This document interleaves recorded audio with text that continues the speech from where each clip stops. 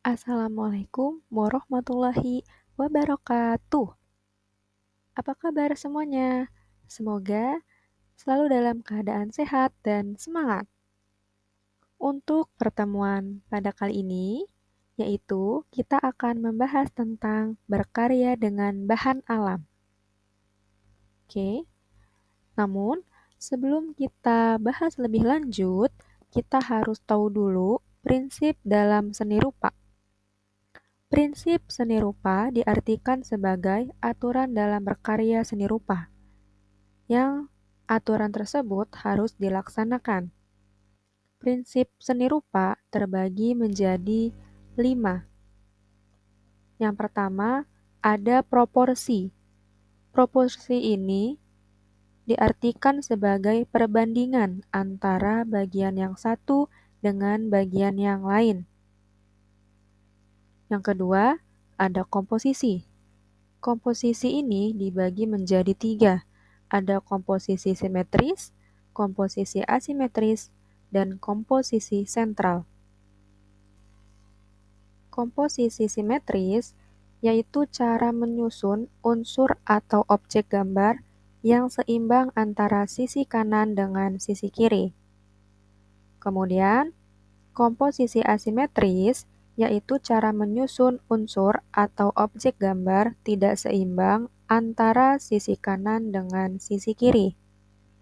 Selanjutnya, yaitu komposisi sentral. Komposisi sentral yaitu cara menyusun unsur atau objek gambar dipusatkan atau diletakkan di tengah bidang gambar. Kemudian yang ketiga, prinsip dalam seni rupa yang ketiga yaitu keseimbangan. Prinsip keseimbangan ini yaitu untuk menciptakan kesan stabil atau seimbang antar unsur seni. Jadi bisa disebut juga dengan balance. Kemudian prinsip seni rupa yang keempat yaitu kesatuan.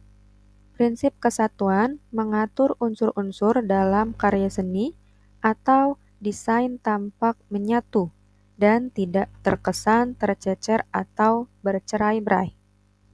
Kemudian prinsip yang kelima yaitu penekanan. Penekanan adalah prinsip yang memfokuskan bagian tertentu dalam karya seni, sehingga menarik perhatian orang lain. Oke, jadi prinsip-prinsip seni rupa yang kelima ini, ya, untuk semua prinsip seni rupa yang telah disebutkan tadi, itu sangat berpengaruh terhadap hasil dari karya seni rupa yang kita buat. Jadi, ketika kita akan membuat karya seni rupa, kita harus memperhatikan 5 prinsip tersebut. Baik, selanjutnya yang akan kita bahas yaitu jenis-jenis sampah.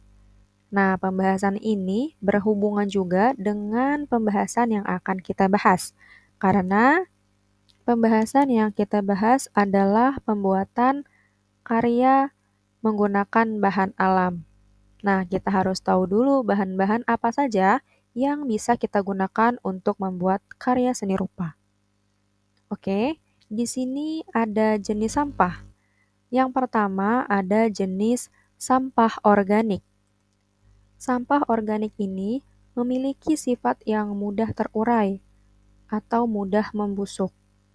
Contohnya seperti sisa makanan, dedaunan, kulit buah, atau ranting pohon. Nah, sampah organik ini dapat dimanfaatkan untuk bahan pembuatan pupuk kompos. Jadi, sampah organik ini adalah sampah yang paling mudah terurai secara alami oleh alam. Kemudian, sampah anorganik yaitu sampah yang merupakan jenis sampah yang sulit terurai oleh alam. Sekalipun dia bisa terurai, membutuhkan waktu yang sangat lama, bisa sampai ratusan tahun hingga benar-benar hancur. Contohnya seperti plastik, botol, kaleng, dan bahan-bahan buatan pabrik yang lainnya. Kemudian ada sampah B3. yaitu sampah bahan berbahaya dan beracun. Sampah jenis B3 ini sangat berbahaya bagi manusia dan lingkungan sekitar. Sampah B3 ini contohnya yaitu sampah kaca, deterjen, pembasmi serangga, dan sejenisnya. Kemudian ada sampah residu. Sampah residu ini merupakan sampah sisa seperti bekas popok, bekas permen karet, puntung rokok, dan lainnya. Nah, jenis-jenis sampah ini jika kita biarkan begitu saja dapat menyebabkan dampak yang sangat serius bagi kehidupan kita ke depannya. Jadi, bagaimana cara kita untuk bisa menanggulangi atau menangani dari sampah-sampah ini agar tidak berserakan dan tidak menimbulkan dampak yang negatif bagi kehidupan kita ke depannya. Nah, ini dia ada beberapa solusi yang bisa kita laksanakan.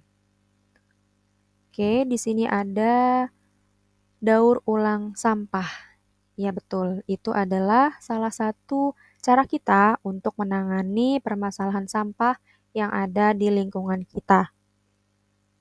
Bisa kita lakukan dengan 6R ini, yaitu rating, refuse, reduce, reuse, repair, dan recycle. Kita bahas satu persatu dari rating. Rating ini yaitu mempertimbangkan kembali sebelum membeli barang. Jadi kita pertimbangkan dulu nih barang yang kita mau beli itu berdasarkan kebutuhan atau berdasarkan keinginan. Jadi lebih baik diprioritaskan menggunakan produk yang ramah lingkungan atau produk yang bisa didaur ulang. Kemudian ada refuse. Refuse ini menolak menggunakan produk sekali pakai, seperti styrofoam, botol plastik, atau kantong plastik. Selanjutnya yaitu reduce. Reduce itu mengurangi pemakaian produk sekali pakai, seperti saat belanja menggunakan plastik, kantong plastik saat belanja, botol minum sekali pakai. Nah, itu dianjurkan untuk kita kurangi pemakaiannya. Kemudian reuse. Reuse itu menggunakan kembali barang yang masih bermanfaat. Jadi, kalau masih ada barang yang bisa digunakan kembali seperti tas kain yang bisa kita pakai untuk berbelanja di supermarket atau pasar, nah itu digunakan kembali saja selagi tasnya itu masih bisa bermanfaat. Kemudian ada repair. Repair ini memperbaiki barang yang rusak.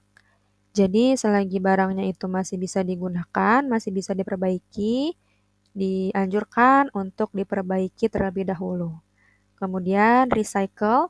Recycle ini menjadi salah satu cara juga untuk kita mendaur ulang sampah. Nah, mendaur ulang sampah ini bisa menghasilkan berbagai macam karya seni rupa atau buatan kerajinan yang memiliki nilai jual yang tinggi. Contohnya yaitu sebagai berikut. Nah, karya seni rupa dengan komposisi daur ulang. Di sini ada beberapa contoh bahan dan ada beberapa contoh karyanya yang bisa menginspirasi kita untuk bisa menggunakan kembali dan mendaur ulang barang-barang yang masih bisa bermanfaat. Seperti kantong plastik ini, kita bisa gunakan kembali untuk menjadi karya-karya yang sangat indah dan lebih bermanfaat. Contohnya, di sini ada bunga-bunga, lampu-lampu yang kita hiasi dengan plastik ini. Kemudian di sini juga ada bekas bungkus kopi yang ternyata bisa digunakan juga, bisa didaur ulang juga menjadi tas. Kemudian dari kaleng bekas juga sama, di sini bisa digunakan kembali dan bisa menjadi miniatur yang sangat unik dan bisa juga digunakan dan didaur ulang menjadi vas bunga. Kemudian di sini ada botol bekas juga sama, botol bekas ini sebetulnya bisa digunakan menjadi barang apa saja yang lebih bermanfaat. Salah satu contohnya di sini yaitu vas bunga.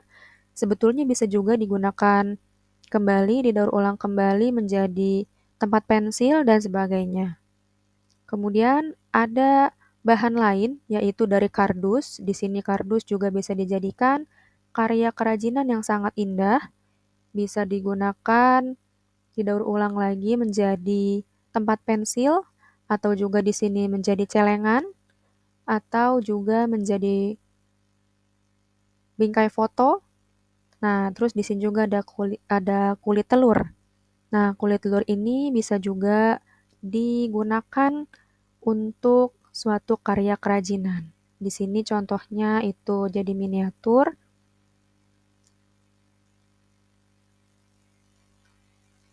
sama jadi karikatur juga. Kemudian untuk daun kering, di sini ada foto yang digambar menggunakan medianya yaitu daun kering dan bisa juga dijadikan sebagai hiasan dinding. Nah, dari karya-karya ini bisa menginspirasi kita untuk berkarya dengan menggunakan bahan yang ada. Bisa jadi dari bahan alam ataupun dengan bahan yang lainnya. Karena ini juga menjadi salah satu cara untuk menanggulangi sampah yang ada di lingkungan kita. Oke, sekiranya itu yang dapat disampaikan. Semoga dapat bermanfaat dan dapat dipahami. Kurang lebihnya mohon dimaafkan. Assalamualaikum warahmatullahi wabarakatuh.